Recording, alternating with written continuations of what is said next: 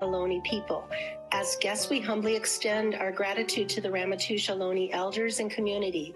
We recognize that we benefit from living and working on the traditional homeland, and we affirm their sovereign rights as First Peoples. As the original stewards of this land, the Ramaytush Ohlone understand the interconnectedness of all things and the importance of maintaining harmony with nature. Likewise, Pacifica School District commits to teaching our school community how to be responsible stewards of this land. Thank you. Barbara, will you take the roll call? Yes. Trustee Burdall? Here. Trustee Burkini? Here. Trustee Doggett? Here. Trustee Patel? Here. And Trustee Villalobos? Here. Thank you. The district digitally records the audio and video portion of the meetings. All recordings are kept in the superintendent's office for 30 days and are available during that time period for inspection by members of the public on district equipment without charge. Speakers wishing to address the board on agenda or non-agenda items, please submit your first and last name and the agenda item you wish to speak on in the Q&A area of the webinar. Please do not submit comments or questions in the Q&A area. You will be called to address the board. Your microphone will be unmuted and you may speak up to 3 minutes. After you have spoken for 3 minutes, your microphone will be muted. Great. The board met in closed session regarding the comprehensive school safety plans and security of school facilities, the tactical portion, and the board voted 5-0 to pass those safety plans. We also met regarding litigation pursuant to Government Code Section 54956.9 D, Section D2, and the board voted 5-0 to approve that litigation settlement. All right. Are there any? Let's see, where are we? Are there any questions regarding the minutes of January 19th, 2022 regular Board of Trustee meeting? So let me go around the room. Trustee Badal? No questions. Trustee Patel? No questions. Trustee Villalobos? No questions. Trustee Burkini? No questions. All right. Do I have a motion to approve the minutes of January 19th, 2022 regular Board of Trustees meeting? I'll make a motion to approve. I'll second. Barbara, will you take the roll call vote? Yes. Trustee Burdall? Yes. Trustee Burkini? Yes. Trustee Doggett? Yes. Trustee Patel? Yes. Trustee Villalobos? Yes. The motion passes 5-0. Thank you. Okay, all items on the consent agenda will be approved with one motion, which is not debatable and which requires a unanimous vote for passage. If any member of the board, the superintendent, or public so requests, any item shall be removed from this section and placed on the regular order of business following approval of the consent agenda. Are there any questions regarding the agenda and consent agenda? And I'll go around the room again. I'll start with Trustee Villalobos. You have any questions? I'm just wondering if we were able to get somebody from City Council to present. Just as we go into that, I'm going to text Mike O'Neill and Kevin Woodhouse, and they're going to join us, not per se for a presentation, but to answer any questions that we have. Okay, thank you. Trustee Burkini? No questions. Trustee Patel? No questions. Trustee Burdall? No questions. All right. Do I have a motion to approve the agenda and consent agenda? I'll make a motion to approve the agenda and the consent agenda. Do I have a second? I will second. Barbara, will you take the roll call vote, please? Yes. Trustee Burdall? Yes. Trustee Burkini? Yes. Trustee Doggett? Yes. Trustee Patel? Yes. Trustee Villalobos? Yes. Motion passes 5-0. Thank you. Okay, speakers wishing to address the board on agenda items or non-agenda items, please submit your first and last name and the agenda item you wish to speak on in the Q&A area of the webinar. Please do not submit comments or questions in the Q&A area. You will be called to address the board. Your microphone will be unmuted and you may speak for up to 3 minutes. After you have spoken, your microphone will be muted. So let's start with LSEA.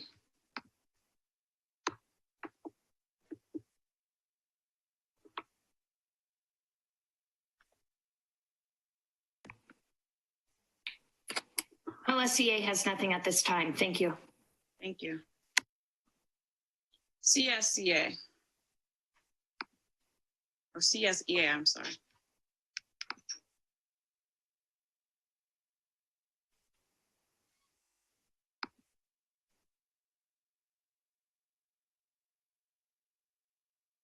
You're muted, Nicole. We can't hear you. Darn it. Okay. Hi, my name is Nicole Sayers and I am the president of CSEA. Tonight, I would like to let you know that members of our negotiations teams worked together and were able to identify the items that needed to be updated and that we feel we would like to change within our collective bargaining agreement. About an hour ago, our members voted to proceed with a successor agreement, and I'm happy to pass it on to all of you for approval.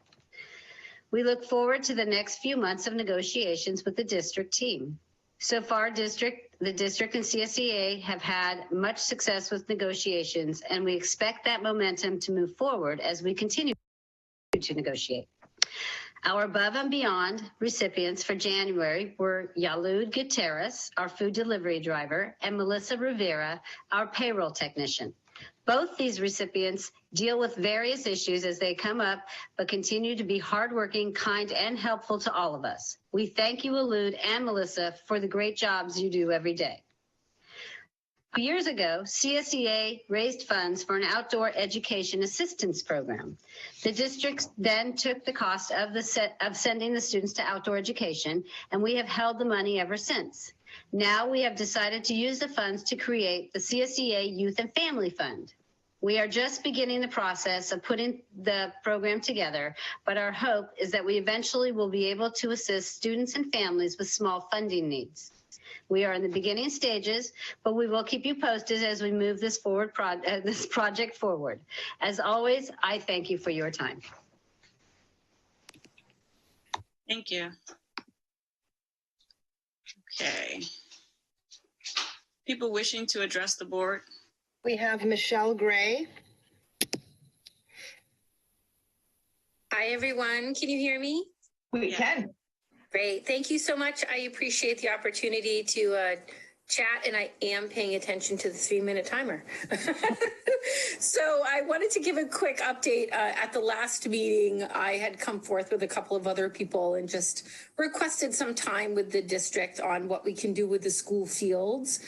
Since that time, a lot of progress has been made. So I really just want to give some pats on the back and an update. I've met with Heather. Thank you so much for your time.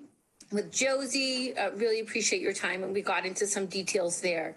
We've identified a couple of fields, which are quite frankly outdoor classrooms, that we feel the community members and I are going to be able to have some impact on. So Valleymar being one, and a quick update on that. It looks like we're going to be able to get a partnership with a community organization that Pacifica School District is well aware of, to be able to help offset the costs of updating the infield and outfield. And then I'm really happy to report that the Valleymar PTO, great organization, last night at their meeting, after I had a presentation and answered some questions, are showing some strong support to be able to put their own funds in to get that field up to date. So we've already made a lot of progress in the last couple of weeks, and now we're moving on to IBL, to Odsted, which is not a school field, but it is nonetheless an important field for our community.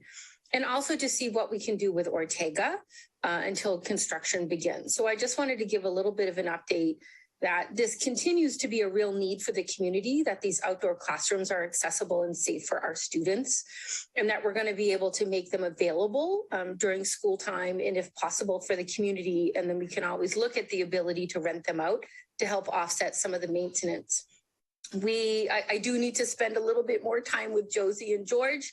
I understand everyone is very busy, but I just wanted to give an update that we are able to make progress. We are able to improve things, but it does require everyone coming together. So I appreciate time to date and looking forward to having even more updates and positive news to let everyone know of in upcoming meetings. Please reach out if you have any questions. I'm excited that we're able to get traction in such a short period of time. The community really needs this, and they're very engaged and very supportive to make this happen. Thank you. Thank you, Michelle. Thank you. There are no more speakers. All right, thank you. Board communications. Trustee Badal, would you like to start? Sure.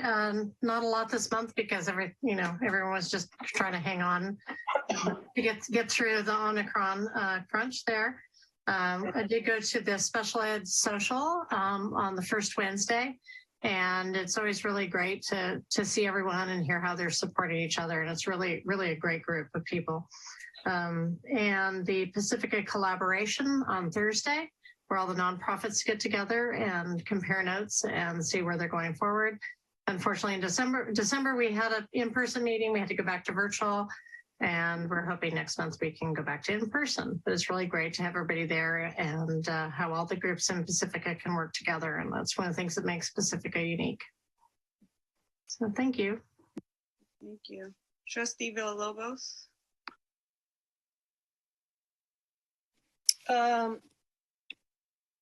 Let's see, at the end of last month, I did the Parent Ed series for special education, and the topic was demystifying services. Just the other night, I attended the CPAC meeting for special ed, and I just have a note, just hearing some feedback from some of the parents there that maybe, if it's not too much trouble, if there could be a cheat sheet of special education acronyms, because when a new parent comes into the district, they may not even know what CPAC stands for or SPED. I mean, if they're that new. And also maybe descriptions of the different services that Pacifica School District offers too. So those were just some of the things that I heard. There were a lot more, but that's all I have. Thank you. Trustee Patel. Not much. I met with Superintendent Olson on the 28th, on January 28th. That was my one-to-one. That's it. Trustee Burkini. Let's see, I attended my meeting also with Dr. Olson just yesterday. That went well. And I also watched the Pacifica City Council meeting where they discussed the partnership with PSD. So I'm looking forward to that talk this evening. I also met with a parent regarding the fields, and I'm glad to hear Michelle's report out on that tonight. So, and that's it for me. Again, just trying to get through this COVID cycle. So. Thank you. Same for me. Nothing much to report. It's been pretty quiet. I've done my regular meetings with Superintendent Olson, but nothing for me to report today. So, Dr. Olson, what about your communication? I do not have any correspondence. All right. Moving along to district business. All right, district goals. The district values the goals provided in our local control accountability plan, LCAP, and strategic plan. All of our district board agenda items are tied to these goals. One or more goals are listed in the description of each board agenda item. The details for each of those district goals can be accessed on our district website, www.pacificasd.org. All right, so moving into CSEA Memorandum of Understanding Agreement and LSCA Tentative Agreement, Dr. Torres. Good evening, Board of Trustees and Superintendent Olson. This is an informational memorandum to the Pacifica School District Board of Trustees regarding the most recent MOU agreement between Pacifica School District and the CSEA and the most recent agreed upon tentative agreement between Pacifica School District and the Laguna Salada Education Association. The Pacifica School District negotiating team met with the CSEA negotiating team on January 10th, 2022 to negotiate. The PSD and CSEA negotiating teams came to an agreement on February 1st, 2022 via email regarding a final CSEA MOU. The Pacifica School District negotiating team met with the LSEA negotiating team on January 19th, 2022 to negotiate and came to an agreement regarding a TA on Article 15, Safety Conditions of Employment. Attached were the MOU and the TA that were agreed upon. Thank you. Thank you. Do we have any questions from the trustees? I will start with Trustee Patel, because I see you first. No questions. Trustee Bradal. Okay. No questions. Trustee Burkini. No questions. Trustee Villalobos. No questions. All right. That was just an informational item. And of course, my screen just moved, so give me a moment. All right. Is next. Dr. Torres, did you speak on the CSEA initial proposal as well? Because those are separate. Yeah, I have one more. It's also informational. So it's regarding the CSEA initial proposal for the 22-25 successor negotiations. And the background is that the public notice provisions of the Educational Employment Relations Act requires the California School Employees Association to give public notice of their initial proposal for the 2022-2025 successor negotiations. Initial proposals are made available for public viewing at a stated time and place prior to collective bargaining. This allows the general public an opportunity to review and comment on initial proposals, and their initial proposal was an attachment for you. Are you okay if I promote President Sayers to panelists to talk about that? I don't want to put her on the spot, but they just ratified it today. So President Sayers, I'm promoting you.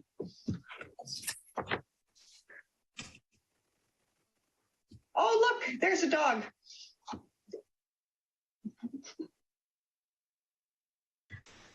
Could you repeat what you wanted me to say or what you're asking? I just would like to acknowledge the fast turnaround time that your team did in terms of, in order to prepare for what's called sunshining, you have to go through all of the contract and look at the things that you want to bring up. So, and they just ratified it today at 5:30. 1 hour ago. Well, a little more than an hour ago now. Yes, we met a couple of times. We do have a very good union rep right now at this time, and he helped us with it. We went through everything. We have people on our team that have been in the district for a long time, so we know what it says and why it says it, and we wanted to update some of the language, and so it took 2 meetings, maybe about 4 hours, and then we got it through CSEA very fast, and then posted it for our members and just voted on it at our meeting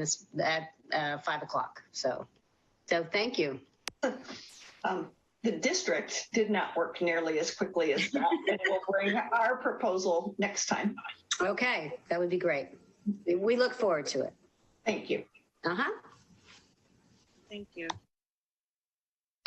All right. Supplement to the annual update for the 2021-2022 LCAP, Mr. Lucy. Well, I'm going to just jump in here right before he gets started as he's putting the presentation up. So this is a new requirement by the state around just a mid-year LCAP. And all 35 slides, Will has promised me that he's not going to read these to you. We put in every single piece of information. We're going to try to keep this presentation to about 20 minutes. But it was a good exercise to do because I think, talking to my other superintendent colleagues, none of us had any idea keeping schools open would be so incredibly challenging. And so a huge focus of last year's LCAP was around recovery activities. And you will see that our school has, or our schools or our district have not been able to address some of those, just simply because we've been busy keeping schools open. So just look at this as we are not the only ones that are in this situation, but I really appreciate the time that we'll put into this because it puts us in great position to go out and do our stakeholder engagement. So, Mr. Lucy? All right, can everybody see the presentation? I just want to make sure it's up there. And also, if you during this, if you're losing me or something, I'm having some broadband stuff going on here, but hopefully I'm okay. But if you're losing me, just hand signal me that you're not being heard. So as Heather had mentioned, this mid-year LCAP update is required by Section 124, Assembly Bill 130, and it requires that each district present a one-time update to the 21-22 LCAP and budget overview for parents at a board meeting. It is an informational item, so there's no approval process for this presentation. It's just for information. There are three parts to this presentation: a supplement. Let me get to the next slide. Yeah, a supplement for the annual update for the 21-22 LCAP. A mid-year outcome data related to metrics, and a mid-year expenditure and implementation data on all actions within the LCAP. This is the budget overview for parents. That first column there is as adopted in June of 21. The budget overview for parents. Those numbers in that first column are the adopted numbers. These were the amounts per the Budget Act in this column, and then these are the differences between the two. The annual update, the supplement to the annual update, which is one of the parts, is broken up into 5 prompts. The first prompt asks to describe engagement with our educational partners around the use of funds that were received through the Budget Act of 2021 and were not included in the LCAP. Prompt 2, Pacifica School District does not receive concentration grant or add-on concentration grant funds, so that prompt doesn't apply to Pacifica School District. Prompt 3 asks to describe engagement with our educational partners around one-time federal funds that are intended to support recovery from COVID-19 pandemic and impacts on distance learning on students. Prompt 4 asks to describe how Pacifica School District is implementing the ESSER 3 expenditure plan. And in prompt 5 asks for a summary of how Pacifica School District is using its physical resources received in the 21-22 school year to implement the requirements of the Safe Return to In-Person Instruction and Continuity of Service Plan and the ESSER 3 expenditure plan, and its alignment to our 2021-2022 LCAP and annual update. So prompt 1, it identified students and staff and community needs through the following ways. So these were surveys, diagnostic. Our surveys were our student, staff, and family surveys. The diagnostic academic assessments, which was our iReady, ESGI, and F&P, and then also site-based and district-wide conversations, which were inclusive. These are not all of them, but the superintendent's weekly chats, the work groups, return to school task forces, etc. Prompt 2, as I said before, does not pertain to us because we do not receive concentration add-on funding, so this prompt's not applicable to us. Prompt 3.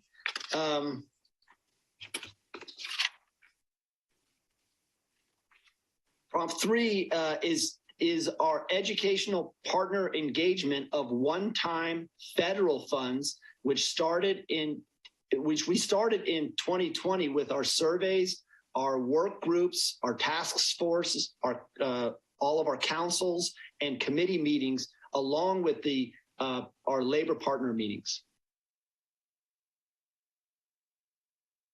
And then 4 was the implementation of the ESSER 3 plan by addressing student needs and the impacts of lost instructional time.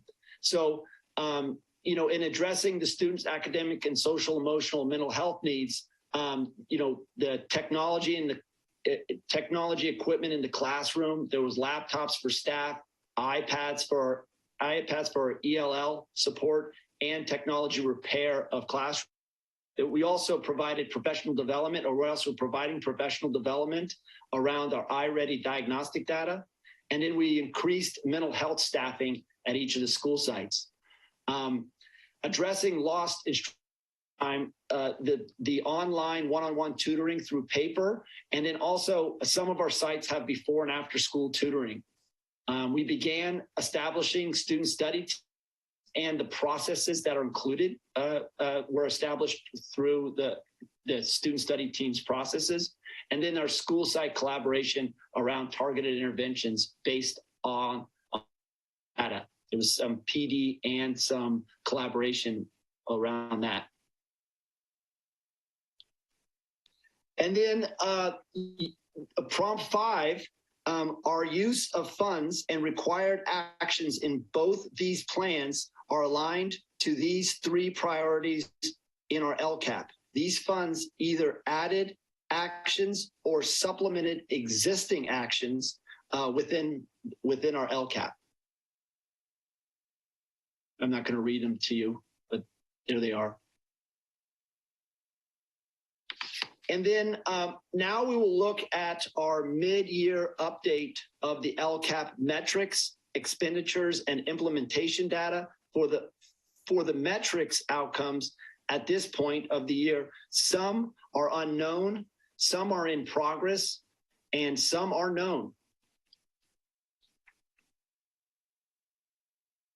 And then we will do the same thing with the LCAP expenditure and implementation. Again, some have not started, some are in progress, and some are completed. And these are our actions within our LCAP.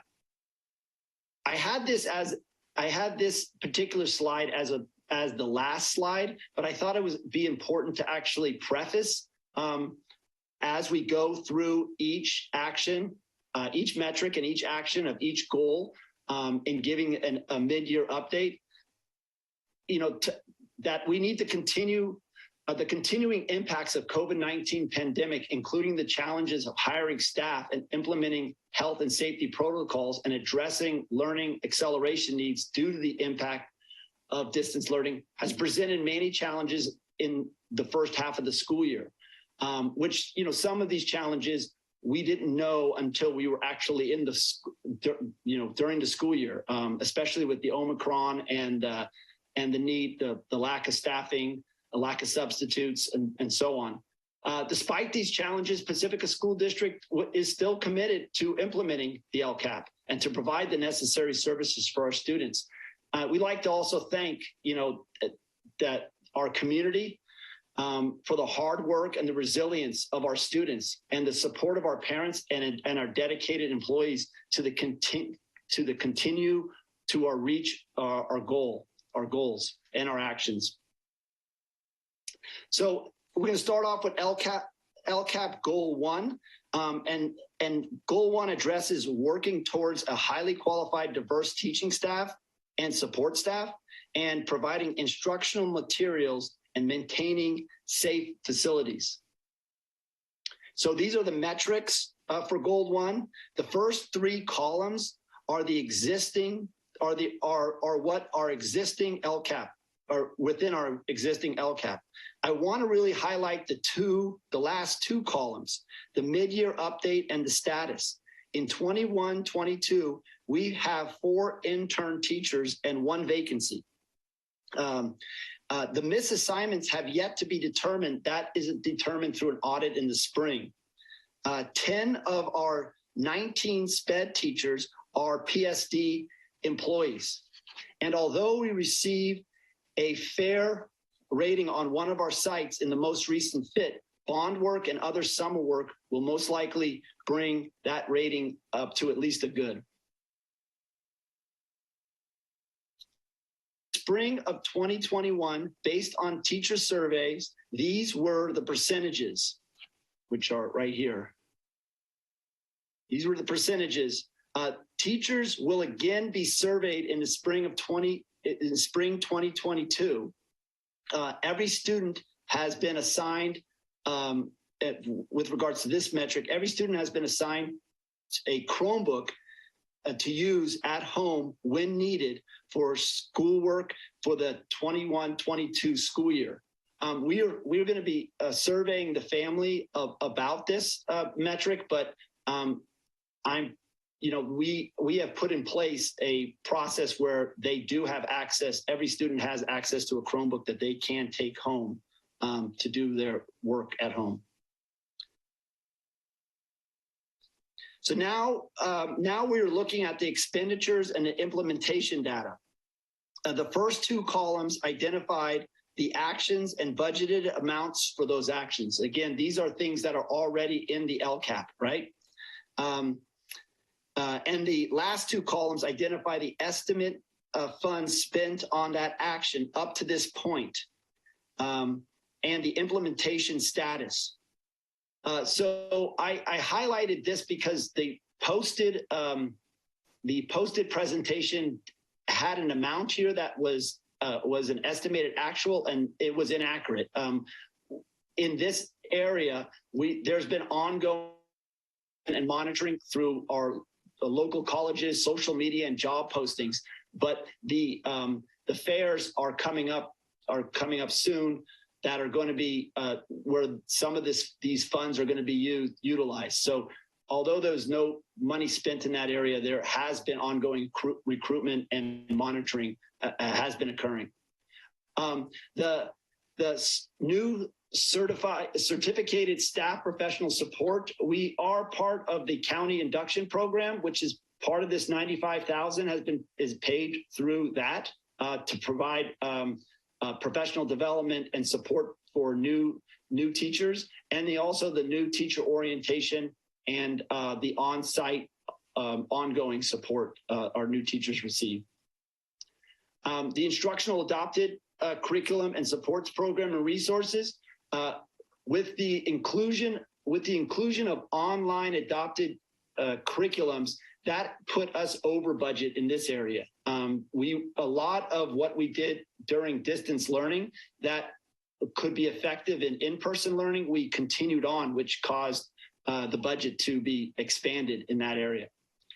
Our adoption of a science curriculum and our science safety training, that's been postponed. We're hoping in the spring of 2022 that we can begin that process. That involves putting together a committee of teachers. And at this point, because of limited staffing and also staff capacity at this point, we weren't able to start that training or start putting those committees together. And then the technology equipment in the classroom, like I said, there has been funding spent for laptops for staff, iPads for ELL support, and SPED. And then there's been a lot of repairs for classroom technology. And this, I can tell you with pretty much certainty, is an ongoing thing and will be ongoing throughout this entire year, and I would assume future years. Our data systems and platforms, monitoring, there's annual costs that we spend for Data Zone and Jupiter and Synergy and School Messenger, and that's where that $28,000 up to this point of the year, we've spent that amount of money on those annual costs. Internet connectivity for all students, we have spent $77,000 for those students and families that don't have great Wi-Fi or great internet access at home. So they have these 70 hotspots are out there amongst our school community for those families that need it. And this is the cost through December 2021. That's going to be an ongoing cost throughout the year. So again, this is something that is over budget, but needed. So goal 2 addresses student achievement.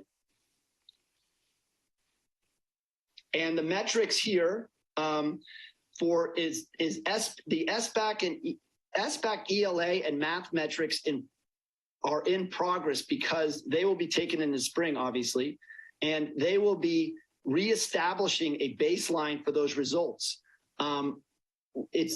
There's going to be, we're going to need to reestablish a baseline because we won't be able to compare it to the 1920 and the 2021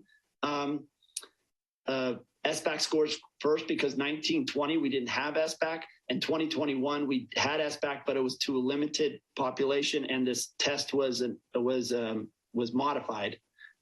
So we're gonna have to reestablish the baseline for that, and that'll be part of the work we'll be doing when we establish a 22-23 LCAP. iReady, the iReady based metrics for both reading and math we have established a baseline on the first diagnostic. For reading, 27% of are at risk for not meeting the ELA grade level standards, and 26% of our students are at risk in math. We want to reduce that to 15%. The second diagnostic has just been completed, and we are receiving data from that. And we will, at the March board meeting, we'll go a little more in depth with that iReady data through a presentation on that day of the data from both the diagnostic 1 and the diagnostic 2. For both of the next 2 metrics, the data will not be available at least until at least late spring. And that is the percentage of English learners who move up 1 performance level and then also are at risk. I can tell you with our long-term English learners and are at risk, we just redesignated, which does have an effect on those numbers. We just redesignated 38 English learners to fluent English proficient. So those have been redesignated. So I think those numbers will look a lot better. And the actions for goal 2, due to staffing shortage and staff capacity due to COVID related issues, many actions within goal 2 that involve staff extra time or substitute have either been postponed or implemented during predetermined PD times within staff workdays. To highlight is the purchase and implementation of the iReady and ESGI assessments, along with the professional development on analyzing and intervention and supporting, and the supports based off the iReady diagnostic results. Also, San Mateo County has and will provide PD at some sites on supporting English learners' academic and language proficiency growth. School site screen teams, I think I'm on the next one. School site screen teams are in the process of being developed. Special education has been in the process of a study, recommendations on improved effectiveness and efficiency of our special ed services. And there's going to be a board presentation of those recommendations coming up. And then, yes. And then, is there anything else? I'm just highlighting some of them. We do still have our support at Sunset Ridge, a student support there. And that amount there is the amount up to now that has been spent for this school year on that. And then we continue to have our math paraprofessional support for those combination classes. And again, that amount is $27,000 is the amount that's been up to this point of the year. Goal 3 addresses social and mental health and safety of our students and supporting school climate and meaningful parent-guardian participation. And the metrics for Goal 3 measure the implementation of SEL program, suspension, attendance, and parent and student surveys. Although staff has had training on caring school community, we do not, as of yet, have data on the level of implementation. We know that it's being implemented, but we don't know the level of implementation. That was to be determined through an assessment, a student assessment of it, and that we don't have that data at this point. We hope to have it. I expect to have it by the end of this school year. The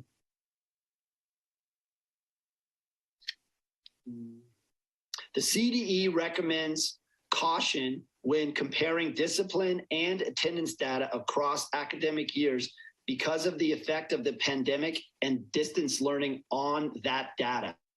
So that's kind of the caveat of both our, reduce the suspension rate, our chronic absenteeism rate, and our attendance rate. The CD recommends that we be careful about that, and for obvious reasons. We have attendance issues that are COVID related because they're inclusive of excused and unexcused absences.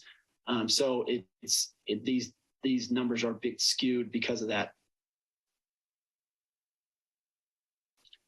Parent and student surveys do have comparable data and will be surveyed again this spring.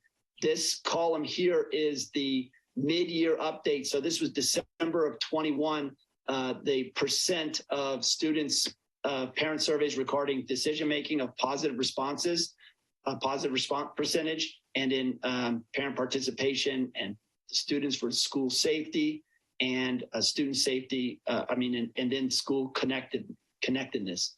They will be again surveyed again in the spring, so we'll be able to see a little more, where those numbers go within the spring, being able to compare those two. So this is now LCAP goal of Action 3. Surveyed students, families, and staff in October of this school year. Actually, it was December of this school year.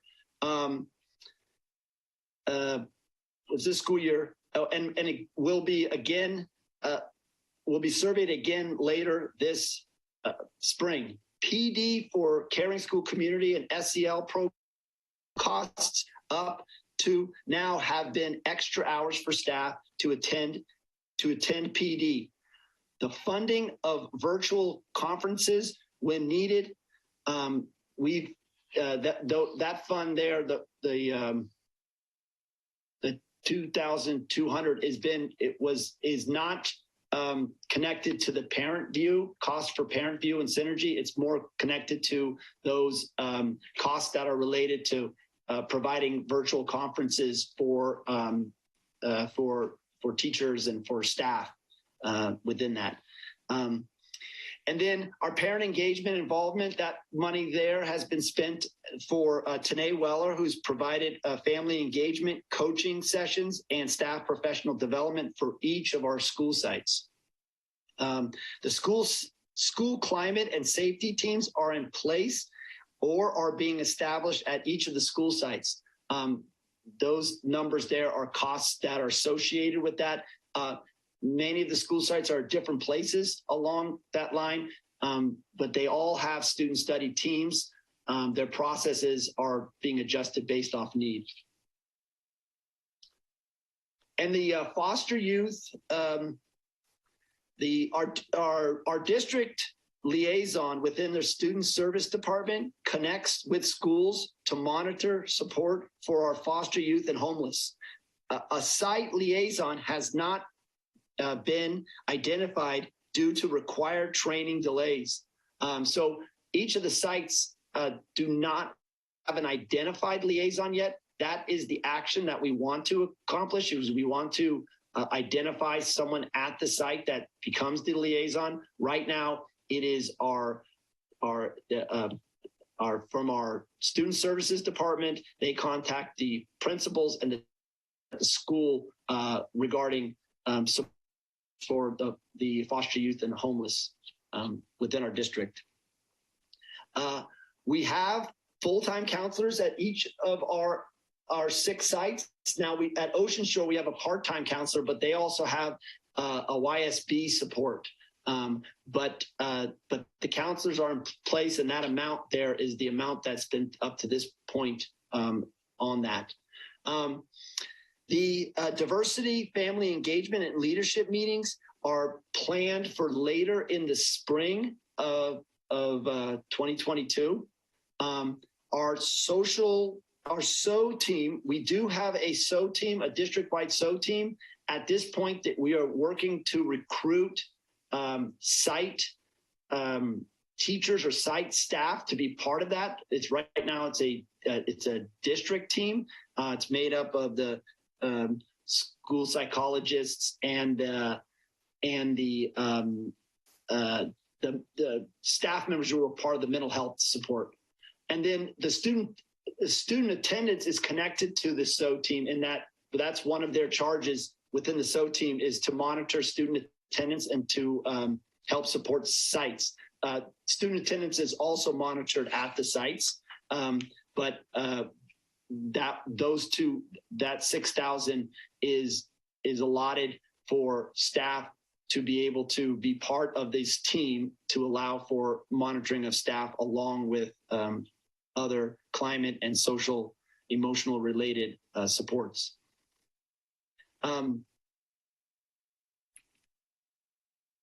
So our SEL curriculum, I've already mentioned this before, this is kind of a repeat action, but this particular action actually pertains to the cost of the program, which was county managed and through a county grant. And so that's where that cost is associated with. We do have an ongoing partnership with PRC, or Pacifica Resource Center. At this point, there has been no funds that have been spent there, but we do have funding there just in case we want to support that partnership with the Pacifica Resource Center. And then the implicit bias and cultural relevant professional development, that has not occurred yet on a site-based or at a, that's our hope is to actually have that implemented. This action was a 3-year action that we wanted to do within the 3 years of the LCAP. We're hoping to get that going as soon as possible. And then our world language program, we have the Spanish program at Sunset Ridge, and then we also have that 8th grade district-wide class, a Spanish 1 class. And then our next steps are, because this is a mid-year update, we are going to continue. This is highlighted because it's not, we used to call it stakeholder engagement, where now it's referred to as educational partner engagement. We are going to be continuing through the LCAP process of engaging our educational partners. We are reviewing the iReady assessments, and there will be a presentation at the March 9th board meeting. There'll be a budget update at the March 9th board meeting. The board work study for the LCAP and budget is going to be on May 11th, and the LCAP public hearing on June 1st, and then LCAP recommendation for approval will be June 15th. So there's going to be a lot that's going to go on between now and the middle of May and to the end of May regarding engaging and continuing to look at these actions a little more closely, and then in the development of the 22-23 LCAP. So are there any questions that you have, or anything I can answer about this mid-year?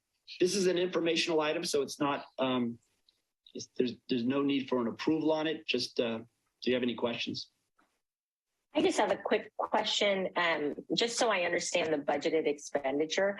Are these based on the supplemental prompts, or were those budgeted expenditures done back when the budget was adopted? So, are you referring to that slide on the BOP where it showed the difference between the two? No. So, and maybe actually correct me if I'm misunderstanding what the supplement means. So, because there is an additional amount of funds per the updated Budget Act, were we asked to update the LCAP with additional actions or show additional supports, or am I misunderstanding kind of the context here? Okay, yes. So the actual additional funds would come through funds that we received from, and many of them are COVID-related funds that were received federally or state. So the Budget Act is the state funds that were received, and the federal funds are received through the ESSER, mostly through ESSER 3. Since the approval of the LCAP in June, those funds that were approved after that, that's the whole purpose of this mid-year, is that you got all this extra funding, right?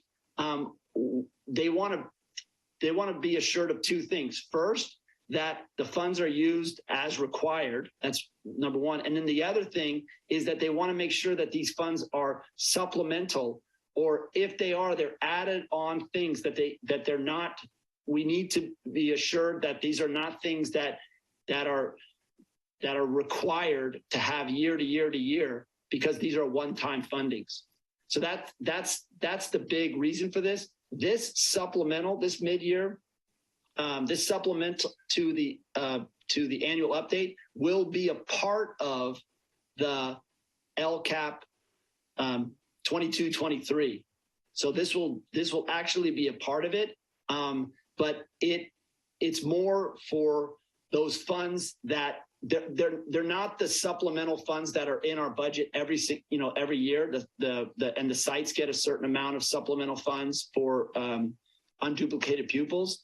These are funds that were added due to COVID. These were the kind of COVID-related funds. Thank you. And then just one other question. I know that a lot of the spending has been postponed per the comments that you had on many of the sections. Do you have a sense of when some of that can pick up and when those supports can be implemented?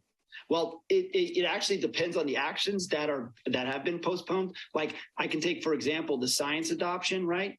We need someone to lead that. We need to put together a committee and put together. So, realistically, I don't see that happening in the spring, but other things like the PD and the collaboration, as things settle down and we're not short on subs or short on these capacities, we may be able to start some of that as into the spring, so that we are kind of springboarding into the next year with regards to that. So many of this extra funding is a 2-year or 3-year. It has to be spent by June of 24, or depending on the plan, depending on the particular plan. So we do have time, but what the unfortunate part is that we had this plan that we were going to start it right off the bat, and then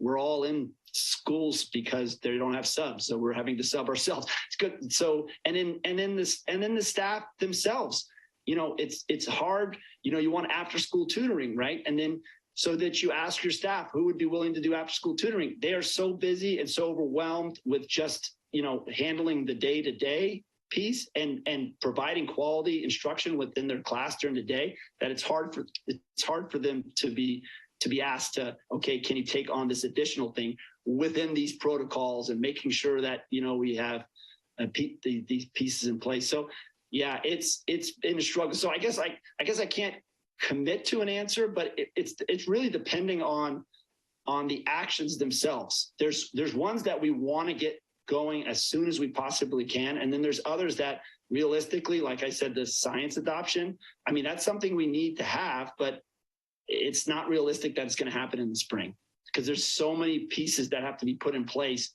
to allow that to happen.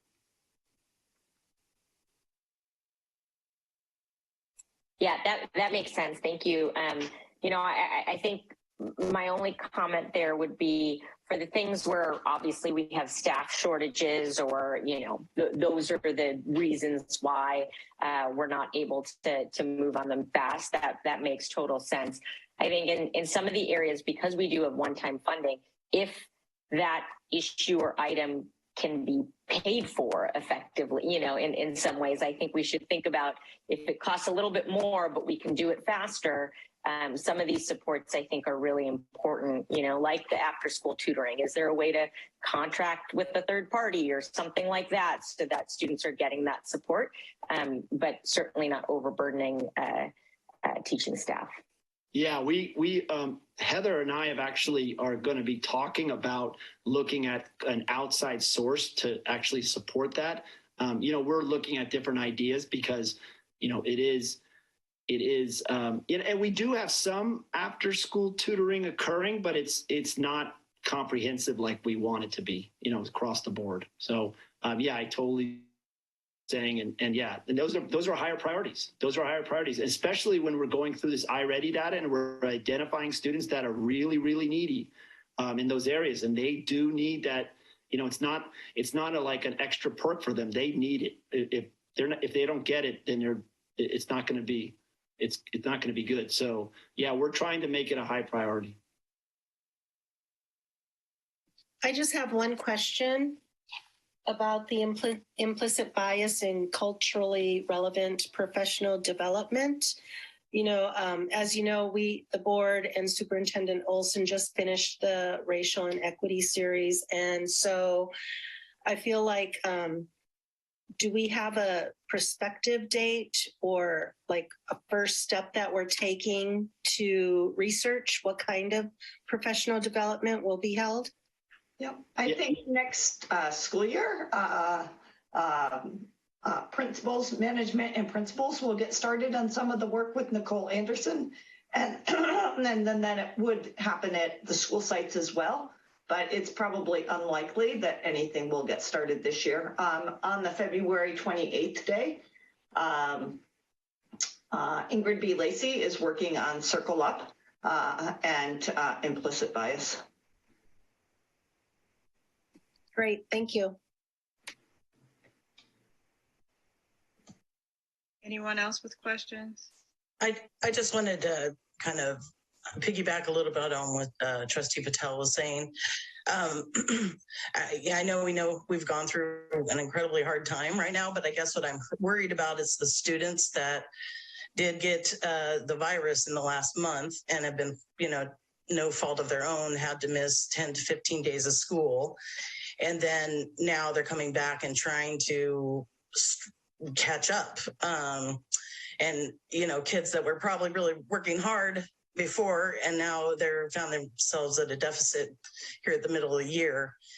And I'd hate to lose those students, midway through. So I guess I just want to reiterate, I think as I see the numbers are much more improved this week, but that as we kind of get over this little bump, that we really focus in on catching those kids up that just really need the help, and that they couldn't help it, that they couldn't go to school for that amount of time. So that's it.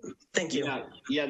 Linda, thank you for stating that. I know one of the things I feel very positive about is that the school sites, and they're going to be again looking at it on the 16th. They're going to be going through their data, and they're going to be looking at not just the students that are performing in those bracketed areas of 2 years or 3 years below, right? But they're also looking at progress about how they progressed since the first diagnostic. And that really shines through of those students that have missed 10, 15 days of school because of COVID-related issues. So one of the things I feel really positive about is that this idea that the teachers are going to be, and the sites are going to be much more aware of who those students are, and not just in their classrooms, but school-wide. And then, this is our challenge, is making sure that we provide time for them to say, okay, within the constraints of limited subs, within the constraints of all this, how can we provide extra or needed support for those students in those particular areas, academic areas. So that is in the forefront of our minds, but I feel pretty good about how up to now we've been going through monitoring. The principals had a meeting with the iReady trainer, and I was impressed with their knowledge of their own site and where those students are. We just need to continue that at the teacher level, and just keep, bringing those students up and saying, okay, what do we need to do with those students, instead of just, kind of throwing our hands up, if you know what I mean. So I think I just want to jump in here, which is that we just finished meetings with each individual principal around what their school needs and what they're thinking about for next year, and did offer after school tutoring or other things. The reality is that maybe a school has one person that's available to do it, but it's not to the degree that as we were returning to school that we thought tutoring would be available. So we are looking at maybe some electronic or some virtual options. We have paper tutoring for 7th and 8th grade. Next year, we'll probably have that for 6th grade. This is not at all where we want to be, but we also just recognize that so much energy is going into keeping schools open. The other part that I think you'll be pleased to see in March is that the treatment is working for many students. Students are making progress. Being in school matters a lot. And we're seeing that in terms of growth from the different schools. So thank you for your questions on that, because we did not think we were going to be in this situation. We thought, okay, we've got these great plans, let's go at it. But the reality is, and this will come up as we talk about summer school, is having people that are available and ready to do that. I don't know that we do have people that are available. So we're offering, like, each school maybe said, okay, well, maybe this one teacher will do it, but the reality is it's not in force. So I think a big part of the spring that we want to think about is how can we expand learning opportunities where, right now, expanded learning opportunities is just keeping schools open, but how do we do more with not enough people to do that? Okay. Anybody else have any questions? Thank you. Thank you, Will. All right. So that was C. All right. Comprehensive school safety plans and security of school facilities. Mr. Barfield. Oops, can't hear you. Thank you. Good evening, Board of Trustees and Dr. Olson. It is that time where we are asking for your consideration for approval for our comprehensive school safety plans. We're required to update, adopt, and approve these plans by March 1st. That's our requirement. So in closed session, you have already approved the tactical version. So for this piece, it is we're looking for your approval for the non-tactical school safety plans, which is attached and posted with this meeting. Do we have any questions? I'll go around. Trustee Patel. No questions. Thank you. Burkini. No questions. Trustee Villalobos. No questions. Trustee Burdell. No real questions, but in the IBL one, I know that a lot of work went into this, and a lot of it's the same for every school. And there were a couple pages where it referred to Cabrillo School, so that just needs to be changed to IBL. I think that was page 13 and 15. But totally understandable because so much of it is the same and a lot of work went into it. So thank you for all the detail. Thank you. We'll make those corrections. Thank you so much. So do I have a motion to approve the comprehensive school safety plans and security of school facilities non-tactical portion? I'll motion to approve. I have a second. I'll second. Barbara, will you take the roll call? Yes. Trustee Burdall? Yes. Trustee Burkini? Yes. Trustee Doggett? Yes. Trustee Patel? Yes. And Trustee Villalobos? Yes. Motion passes 5-0. Thank you. Thank you. All right, next up is summer school, Dr. Olson. So this board item came at the request of a trustee to discuss the possibility of summer school. Last board meeting, we presented where that there will be construction on 6 of the school sites. So of all the summers that this seems like a not realistic possibility, this is the one. Later in the board agenda is approval of the contract around roofing. So we didn't approve that contract first so that you could have this discussion. But our challenge is getting significant construction projects done during the summer. And CC Ming has a very robust plan. So I'm not certain how much summer school we can offer. We do every year host extended school year for special education students who require the service to avoid significant regression in their IEP goals. Last year it was held at Ortega. This year our thinking is that we will hold ESY at Lindemar because the other 6 sites are going to have construction. And so that's the thinking around that. So I will open it up for board discussion around summer school. All right, I will go around the room. Trustee Bikini. No comment. Okay, Trustee Riddell. I think that with the teachers, I mean, obviously the students need the extended school year. I think our staff and teachers are extremely stressed. So the thought of them not getting a break would probably break them at this point. But I was wondering, there used to be, in the past, we've had like a specific math program or something like that. I know my son worked it. I'd have to look up the name that was in collaboration. We had it also Jefferson Union High School, where it was specifically for certain subjects with the help of an outside company. And I thought maybe that's something we could look into to help in those areas.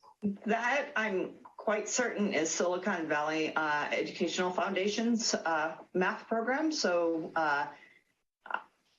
in my previous district, sometimes they are able to get another math teacher. They don't always have to be your own math teachers. Ideally, it is great if they are your own math teachers, but if you don't have them available, sometimes they can bring them in. So we could look at that. Because I know that was something, like I said, my son couldn't work in our district, but he helped with Jefferson Union High School. But then we had another company that did ours. And I'm sure there would be something with other subjects where the teachers are geared up and mentally ready to work in the summer, where I think ours are going to need a break.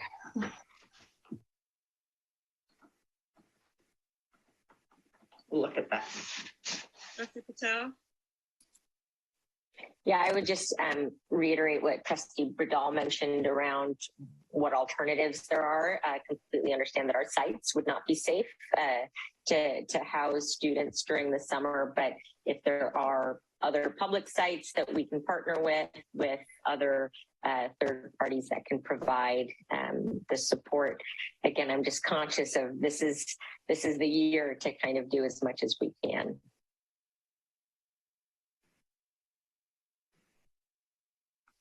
Okay, Trustee Villalobos. Well, I'm the one who suggested that we put this on the agenda. The reasoning was after we reviewed the iReady results and that a high number of our students are 1 to 2 years behind in math and science. is really concerning. And I know we haven't had summer school for a long time, but I think this is the time to do it. And I love Elizabeth's idea. And what I'm hearing from you is that the teachers and the staff are just bombarded and overwhelmed. But I haven't heard that from LSEA or CSEA.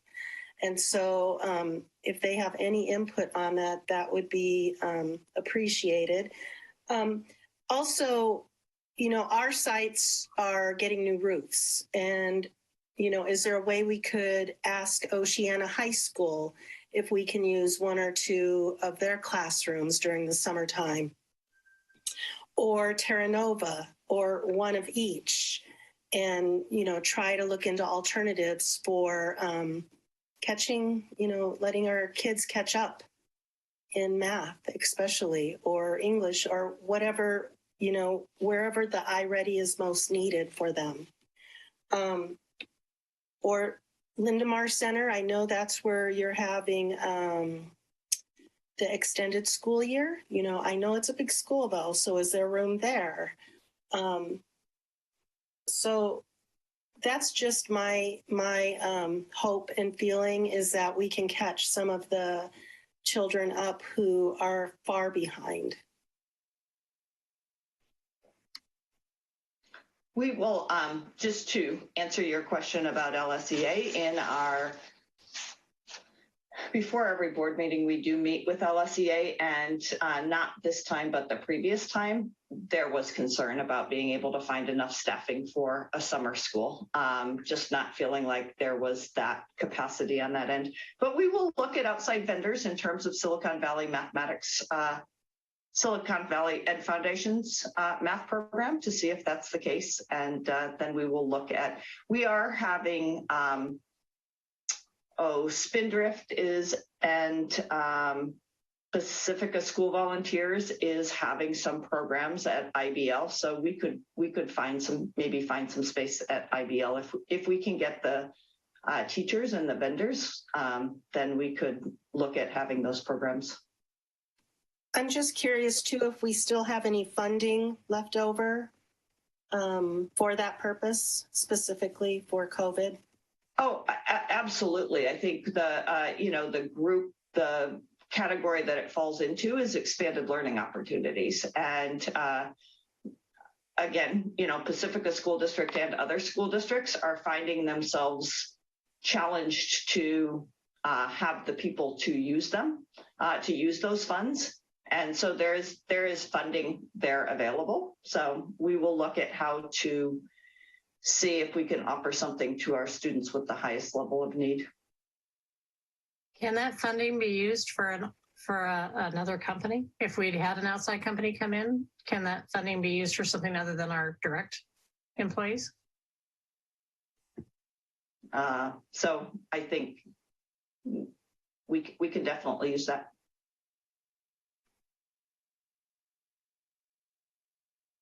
So are we going to bring this back to discuss on the next one, see what we come up with?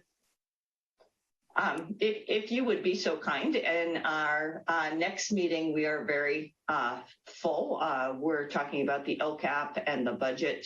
And I'm not certain that we would make significant progress, but we could do it in an April meeting.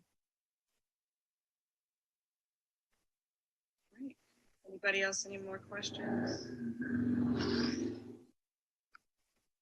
Great. Next up is working group on priorities and funding update. Dr. Olson. I am just now texting our presenters or our guests for the next one. Almost ready. Please join us. So last night,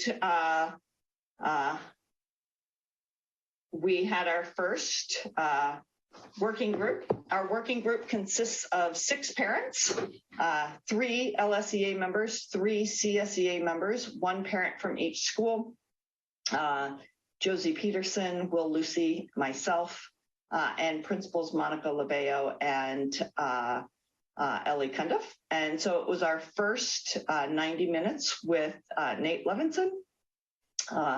We started, it's a very engaged group. We had some breakout groups, starting with what are the things that are really great that we want to maintain. And then. Are you talking about exchanging properties for that office? That I would feel is something that we're going to have to negotiate with. You know, it's all up to negotiation right now. The study, if you approve it, right now the study would only look at the financial viability of the outcome. And, you know, it might come in and say, no, this is not worth it at all. Or it could come in and say, this is the best thing since sliced bread. You know what I mean? But then at that point is when we would do the negotiations, because there would be a third party involved, the nonprofit housing people that would be building the units above the school district. So right now it's just basically a indication of, are you willing to look at it and have a study? And I don't want to presume what the financial commitment of anybody would be. I would think most of it would be on the city, because you're kind of giving us your land, or maybe it's the formation of a joint powers agreement. You know, I mean, I don't know how that would end up. That's all subject to negotiations. I'm going to go around the room before I get to my questions. Trustee Burkini? I mean, I think we should definitely move forward and find out the feasibility. You know, obviously we'd have to work on real properties and making sure everybody's getting a fair deal if we would actually get to that point. But yeah, I'm fine to move forward, at least just to see what we've got. And it sounds like the city actually already voted to pay for that part. So anyway, that's it. I would like to indicate, though, too, it could be potentially beneficial to the school district, because as I'm sure you're all familiar with where this is, the Longer and Oceana, right? That is a good location. It's right near a freeway entrance. It's right near grocery stores. It's also near both a high school as well as a grammar school. So it's a good location that could actually, you know, help the people living there. And I won't be on the council because I'm not going to be on the council after December. But I think there's a potential we could actually have family housing there. You know, right now we have 4 senior housing complexes in town, and we have none for family affordable housing. So you could potentially actually get more ADA at that point. Trustee Bradell? No questions. I think it is definitely worth looking into and going forward with the feasibility study. I might be repeating myself, but did I get you, Trustee Patel? It's all blurring together. You did. And Trustee Doggett, I'm having a little hard time hearing you as well. So if you wouldn't mind just speaking up a touch, that would be great. Will do. All right. So I actually asked for this to be on the agenda tonight because I just wasn't aware of it at all. I know it's something in the future, but my question is, do you all already have this private partner? Because I'm curious to know who that might be. The city manager just kind of started calling it a private partnership. I would imagine this division, obviously 2 partners would be the 2 public entities, the city of Pacifica and the school district. The third would be the developer of and builder and possibly the manager of the nonprofit housing. And that would be yet to be determined because we'd be talking to Mid-Peninsula, which builds, you know, housing complexes, Bridge Housing, which we actually do have some experience with since they manage a couple of the nonprofit housing here in Pacifica. So those are the 2 main names we would look at, but I think that part would also go out to an RFP to see who would be the entity that would do that. Is that Did you want to say something about that, Kevin, or? No, that summarizes it accurately. Thanks. I mean, who knows? At that point, it might be the county building housing. I don't know. And when will this feasibility study? I know that you all passed it to be done, but do you have a timeline on when it will be done? Probably before the end of December, before the end of 2022, I would guess, because I know the school district's constrained due to, the issues all schools are facing right now. So I imagine a lot of the legwork with the city and the nonprofit housing could be done prior to engaging the school district. And then Heather said your staffing allows looking at it maybe July or August. So I would assume on my part that it would be done October, November this year. And it would probably depend on the RFP that we send out. The city, I mean. I have a comment. I didn't know anything about this either. And so in the future, I think that it would be best to have joint meetings with the city and Pacifica school districts so all board members are aware and that it's completely transparent.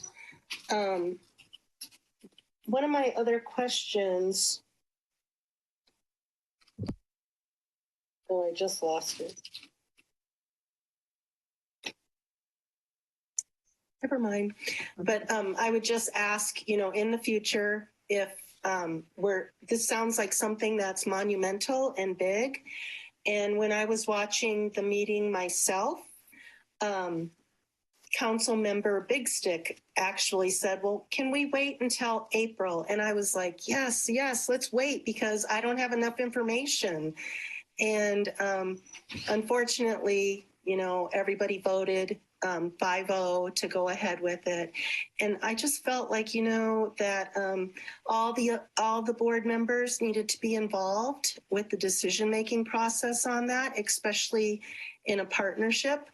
So if we move forward, is it possible to have joint meetings when this is agendized?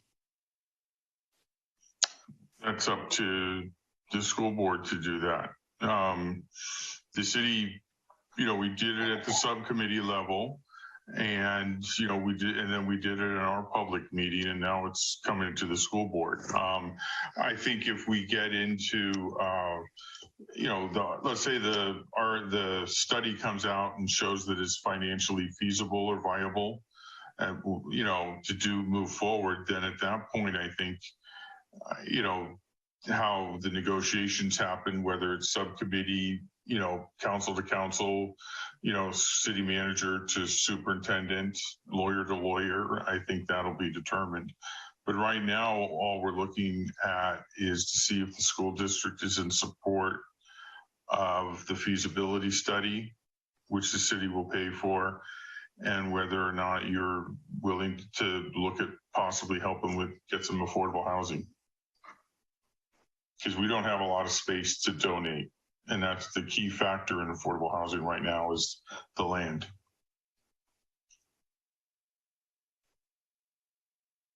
Great. Are there any more questions, comments? All right. Thank you for joining us. That was helpful. Thank you, City of Pacifica, Kevin and Mike, for joining us. And I'd also like, if any of you do have a question, please feel free to email or call me. Heather has both the email and the number, and I'd be happy to talk to you one-on-one or not more than 3 of you, but you know what I mean, type of thing. So I guess Heather will let us know whether or not you decide to move forward with it. So, all right. Thank you. Thank you. Good luck. Hope you finish your meeting. Ours have been canceled a couple times because of Zoom. So. Oh my gosh. Well. Good luck. Bye. Thanks. So we didn't agendize this as a decision-making meeting and as a decision item. It was more of an informational item for the reason being that the city is paying for the study. So I just so you know, I just happened to catch the meeting and I was like, I don't know anything about this. So it was one of those, I felt a little blindsided. So I wanted to make sure we discussed it because it involves the school district. Yeah. So going forward, I just wanted to make sure that we knew what was happening. Absolutely. It's not my intention to surprise you. I will tell you that they have been very understanding in terms of the timeline. They're interested in getting started just because these things take so long and trying to get those things started, but they realize that we have little staff capacity to be working on this. We also said we weren't interested in anything that was going to distract from our ability to build our workforce housing at Odstead, that was the majority of our attention. And so this one went much more quickly than I thought. That was one of the things I was thinking about as we were discussing it is, you know, what are our priorities? Is having a new office and exchanging land and affordable housing, which the city's commitment is that part of our plan as well? Because, you know, right now we know where we are as far as the students and trying to catch them up. You know, 3 years from now, you know, what is our budget going to be? You know, so 7 years from now, when this is supposed to be completed, you know, it's a lot of unforeseen on what it could be. But most importantly, I just want to make it clear that if we choose, you know, at a later time to go forward with it, that all the board members are present if it's a partnership, that there's no unofficial meetings on it, that it's a meeting with, you know, a joint meeting with City Council and Pacifica School Board, so that every board member is getting the same information on what the project is going to be. Sure. All right, I think next up on the agenda is review of communication. Olson. Yep. This also is a trustee request in terms of an opportunity for discussion. And if we think about this last year and returning to school and all of the challenges that go around with communication, there certainly is lots of opportunity for improvement. And so I just provided just a little bit of information around the multiple sources of communication that come from the district, and also some data that came from the most recent December 2021 panorama survey. So I will open it up for discussion on district communication.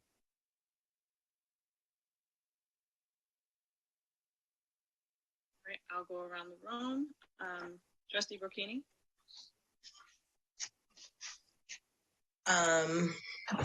Well, I think I talked to Dr. Olson a little bit around this. I think that some of this may, you know, we need to talk to LSEA and CSEA about it, but might be a little bit of email fatigue.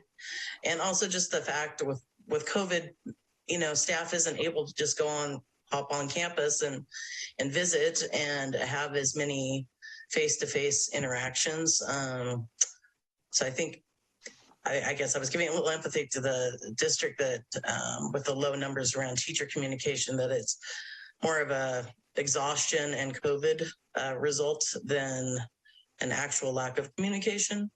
But I'm not sure how to really fix that, or anyway, so that was just my comment about it. That's it. Trustee Patel.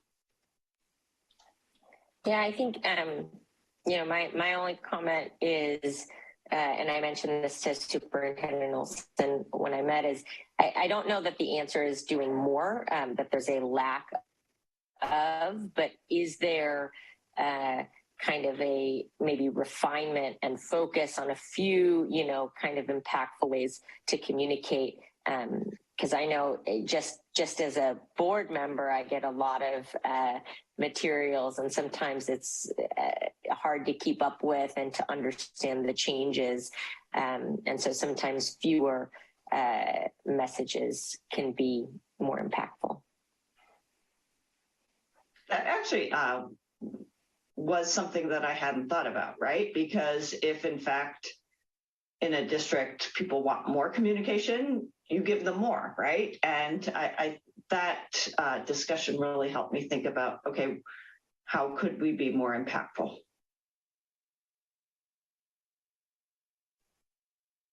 Trustee Bradal? Yeah, I think COVID has definitely changed everything with the communication, you know, and where people used to get together around, you know, the quote is around the water cooler and be able to talk. You know, that's not happening. And even with the trustees, we would get together for dinner. So that's all changed. And the closeness and all that has changed. So I'm sure that's affecting, you know, all of the employees at every level and the students. So just a hard time right now. And I don't know the real answer to how to increase that, because yes, Zoom and email, there is a fatigue there. So back in person is gonna help definitely, and just everyone trying to reconnect. I think everyone's been disconnected the last year or two.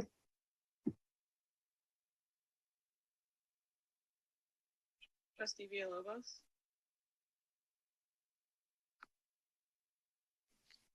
Oh, I'm just looking at the how helpful has the communication from the district been this school year from the certificated staff. And I'm wondering if there were any comments or notes on the survey around that. There weren't. It didn't ask for individual comments on it.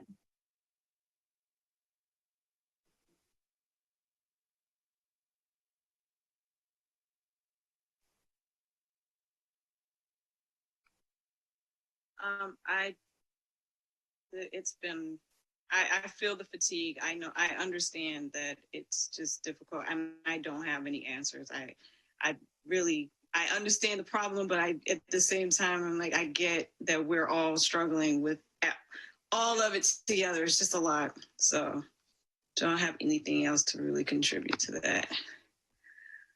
And that was just an informational item as well. It was. Okay.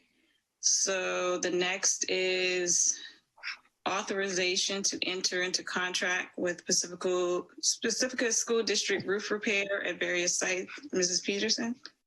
Thank you, Trustee Doggett. Can you hear me? Everybody can hear me okay? Good. Okay, because we're still without power here in Valleymar. So our facilities department, both CC and George, have been very busy these last few weeks. We've had several bid walks going through the office. And tonight we're asking the board to authorize staff to enter into contract with the lowest responsible bidder for the Pacifica School District roof repair and replacement at various sites. And they have narrowed it down to the Cabrillo main corridor roof and re-roof and Ocean Shore roof were the alternatives in addition to Ortega. So I have the item here. It's not on the screen, but we did have three bidders. Andy's Roofing, Best Contracting Services, and Stronger Building Services. And the base bid, the lowest bidder was Andy's Roofing. And so the recommendation that we are making tonight is that we accept Andy's Roofing and also select alternate one, which is the Ortega roof project. And that way CC can get these two jobs done this summer. Oh, there it is. Thank you. All right, I will go around the room for questions. Trustee Villalobos? No questions. Trustee Bradal? No questions. Just a comment that there was such a variation in the bids that really startled me. Yes. Trustee Patel? No question. And Trustee Rocchini? No questions. Do I have a motion to approve the contract for the Pacifica School District roof repair at various sites. I'll motion to approve the roofing contract. And do I have a second? I'll second it. All right, Barbara, will you take the roll call vote? Yes. Trustee Bradall? I'm sorry. Yes. Thank you. Trustee Burkini? Yes. Trustee Doggett? Yes. Trustee Patel? Yes. Trustee Villalobos? Yes. Motion passes 5-0. Thank you. Thank you.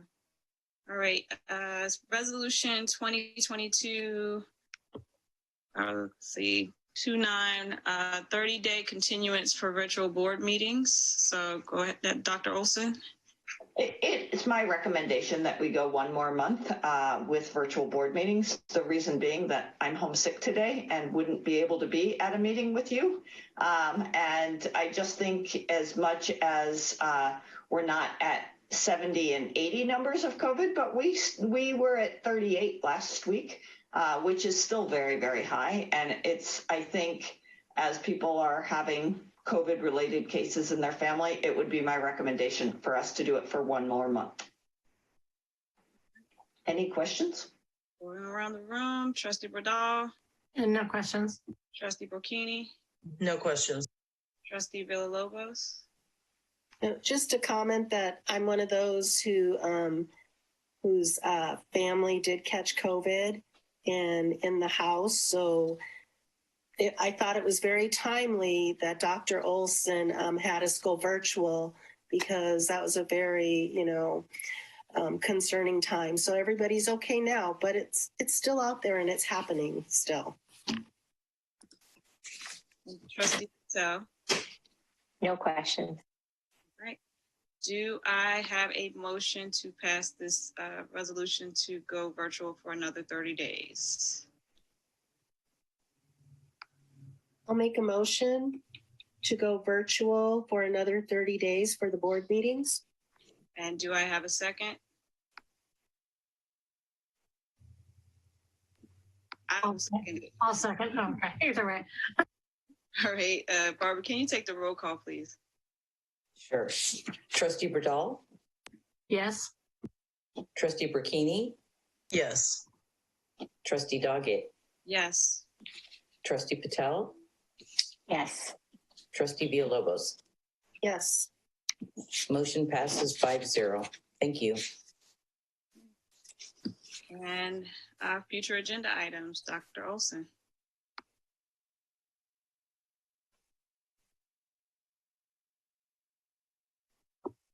Did we lose Dr. Olson? You're muted.